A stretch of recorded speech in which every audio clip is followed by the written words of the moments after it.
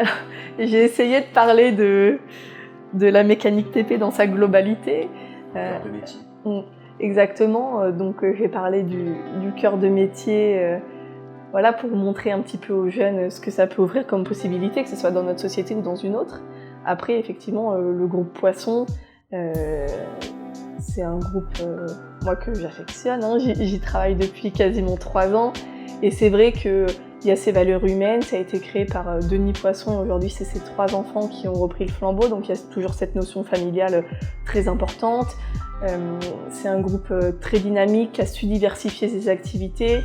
Il y a des belles opportunités, c'est un groupe qui continue à racheter des sociétés, à se développer. On a fait un autre achat, une société de travaux publics la semaine dernière. Il y a beaucoup de perspectives, il y a beaucoup de travail, c'est très stimulant. Les spécialités, donc il y a la location d'engins avec ou sans chauffeur. Donc avec le service des mécaniciens qui se rendent sur le terrain pour les entretenir ou les dépanner. Une partie location en terrassement, pareil, location avec ou sans chauffeur. En marque de machine, donc on va avoir Liebherr, Caterpillar, Fuchs, Hitachi, Kobelco, Bomag. On est à la recherche actuellement d'une quarantaine de nouveaux collaborateurs, notamment dans les métiers de la mécanique TP, qui est notre cœur de métier. Et donc on recherche des mécaniciens, travaux publics. Alors ça fait 16 ans maintenant que je travaille ici. Moi je suis parti avec le minimum on va dire, c'est-à-dire un BEP CAP simplement. Et juste une première année de bac où après j'ai décidé d'arrêter et j'ai été embauché ici. Ce sont des métiers assez pénuriques et donc que ce soit nos concurrents ou nous, on a beaucoup de mal quand même à recruter sur ce type de métier. On reste assez ouvert au niveau des diplômes. On a des profils intéressants qui poussent après les bacs pro sur des BTS. C'est vrai que c'est des profils qui seront peut-être un petit peu plus facilement amenés à encadrer, qui développent d'autres compétences forcément, hein, puisqu'ils poussent un petit peu les études. C'est des profils intéressants qu'on apprécie vraiment en alternance. Là actuellement, on en a plusieurs en ce moment. Et on peut également recruter des profils totalement juniors, qui n'auraient quasiment aucune compétence et qu'on ferait monter en compétence un petit peu de zéro. Ils peuvent commencer d'un poste de technicien préparation machine, où là c'est vraiment des réparations de base, on leur fait faire les vidanges, des petites réparations qui sont assez facilement accessibles. Puis petit à petit, quand ils acquièrent des compétences, ils peuvent atteindre des postes de mécaniciens sédentaires en atelier, où là ils seront toujours encadrés, ils seront toujours aidés de leurs collègues. Et une fois qu'ils sont vraiment autonomes et qu'ils peuvent réparer seuls les machines, ils peuvent, s'ils le souhaitent, devenir mécaniciens itinérants, où là ils ont leur propre camion et ils partent sur les chantiers effectuer des réparations un peu plus complexes et là où ils sont seuls.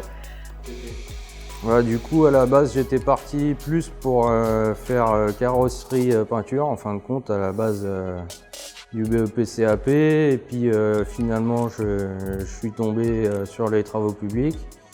Et puis ça m'a plu, donc j'ai continué sur cette voie-là.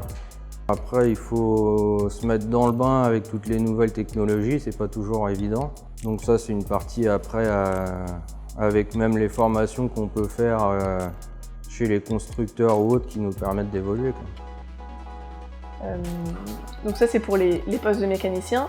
Et après derrière, si les gens en ont l'ambition et les compétences, ils peuvent atteindre des postes d'encadrement, sur des postes de par exemple inspecteur technique. C'est des mécaniciens experts qui vont être là en appui des autres mécaniciens, ils vont être joignables au téléphone pour vraiment les questions complexes. Et pareil, ils sont envoyés sur des dépannages les plus complexes. Il y a aussi des postes de chef d'atelier, cette fois-ci sédentaires, pour manager les mécaniciens qui restent dans nos ateliers. Donc il y a quand même beaucoup de possibilités d'évolution sur ce type de métier. Enfin, l'atelier, ça sera plus après arriver à la retraite des chefs d'atelier, par exemple, qu'on aura une possibilité d'évolution réelle. Ici, on fait un peu de tout, donc ça nous permet de vraiment faire des choses différentes, on va dire, un peu tous les jours, quoi. Les compacteurs à déchets, donc chez Caterpillar, les 836H ou K ou autres, et donc les machines qui font 60 tonnes. On est présent partout en France, donc le siège social est basé en Seine-et-Marne. Après, on a une agence dans le Nord, du côté de la Bretagne, dans le Sud-Est. On a des agences aussi dans le centre de la France. Ensuite, on a des mécaniciens itinérants qui sont là, présents partout en France, pas forcément proches d'une agence. Par exemple, on a des mécaniciens vers Bordeaux, on n'a pas d'agence là-bas, mais on a des mécaniciens qui sont seuls sur le terrain avec leurs camions. Et après, effectivement, on a également une filiale au Canada et une en Australie.